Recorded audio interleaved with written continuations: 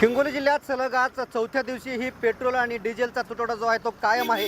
Diesel घेण्यासाठी जे आहे ते आपण बघतो की मोठ्या प्रमाणामध्ये या ठिकाणी जे आहे ते वाहनाच्या रांगा लागलेल्या आपण बघतो की जवळपास 1 किलोमीटरवरती याचे पूर्ण याच्यामध्ये ट्रॅक्टर असतील, जीप असेल, पिकअप असेल, असे वेगवेगळे असे याचे वाहनं जे आहेत ते तब्बल 1 किलोमीटरच्या रांगा लागल्या आहे। आता मी कळमनुरी तालुक्यातील बोल्डा फाटा येथील HP पेट्रोल पंपामध्ये आहे। आपण बघतोय की कालही तीच परिस्थिती होती आणि काल नंतर आज चौथ्या दिवशी सलग हीच परिस्थिती आहे। शेतकऱ्यांचे जे आहेत ते अंतर मशागतीचे कामे सुरू आहेत, मात्र कुठेतरी शेतकऱ्यांना जे आहे ते ट्रॅक्टरसाठी डिझेल मिळत नाही। दुसरीकडे आपण एकीकडे आपण वाहनांच्या रांगा पाहिल्या तर दुसरीकडे आपण बघतोय की ह्या बॅरलच्याही त्याच तुलनेमध्ये रांगा आहेत। शेकडो बॅरल घेऊन जे आहे ते शेतकरी असतील, ट्रॅक्टर चालक असतील, वाहनधारक असतील, हे जे आहे ते सकाळी 3 वाजल्यापासून या पेट्रोल पंपावरती रांगा लावून आहेत। आपण बघतोय मोठ्या प्रमाणात गर्दी जी आहे ती या पेट्रोल पंपावरती झालेली आहे।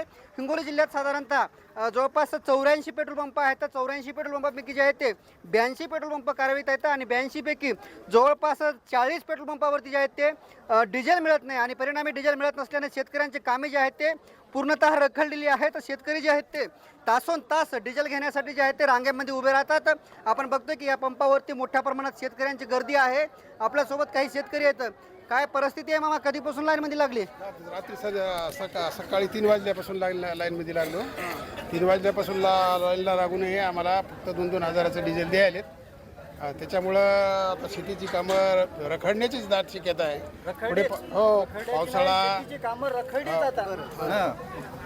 काल आम्ही दिवसभर हिंडलो, काल पण आम्हाला कुठं डिझेल मिळालं नाही। आता आम्हाला सकाळी 3 वाजता पता लागला इथं टँकर आलं म्हणून। आणि हे बघा आता चित्र तुमच्या डोळ्यासमोर आहे। किती वाजता रांगेत लागली? 3 वाजता रांगेत लागलो इथं। सरकारकडे काय मागणी आहे? सरकारकडे मागणी हेच की आता ऐन टायमाला जर डिझेल नाही मिळालं तर शेतकरी पेरणी करणार कशी?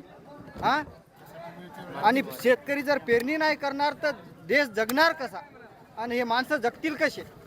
हां, 4-5 रुपये आगाव घेऊन पण आता भाव डिझेलचे वाढून पण आपल्याला डिझेल मिळणं इथं, म्हणजे करायचं काय?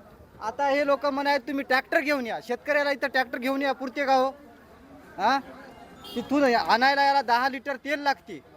ते 10 लिटर तेल इथे भेटू लागल्यावर ते वाटेनं जाण्या येण्यात जळून जाते। मामा आता पेरणीचे दिवस आलेले आहेत जवळ आणि ट्रॅक्टर डिझेल मिळत नाही, काय अडचण आहे शेतकऱ्यांसमोर? आता संकट काय आहेत शेतकऱ्यांसमोर? शेतकऱ्याचं आता वेळेवर पेरणी होणार नाही। पर्यायाने काय होईल की वेळेवर पेरणी न झाल्यामुळं मग उत्पन्न होणार नाही।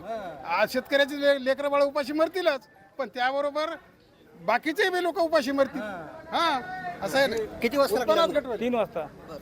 3 वाजता टाकलो भेटेल ना। बँकेत पैसे भेटणार 2000च्या वरी। इथं आलो तर इथे काही भेटणार, बँकेत पैसे मिळणार? 2000च्या वरी भेटणार ना। बरं, खत बी बियाणं खरेदी कसं करायचं मग? आता काय करावं कसं करावं काय आता सरकार बरं, मागणी काय आहे सरकारकडे? काय आता डिझेल भेटणार तर काय करत आता सरकार? डिझेल करा द्या पाहिजे ना त्याने।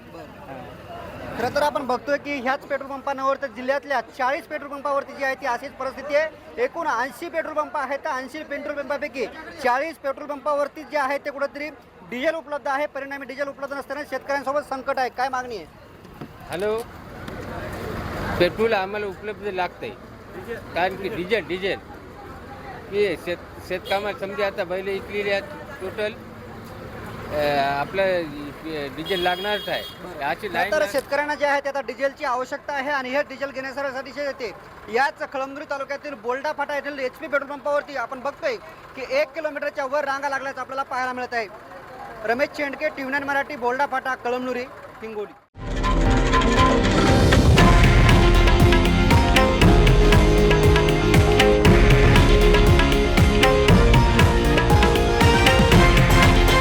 हे आहे देशातील नंबर 1 न्यूज नेटवर्क आणि आपण पाहत आहात TV9 मराठी, एकमेव।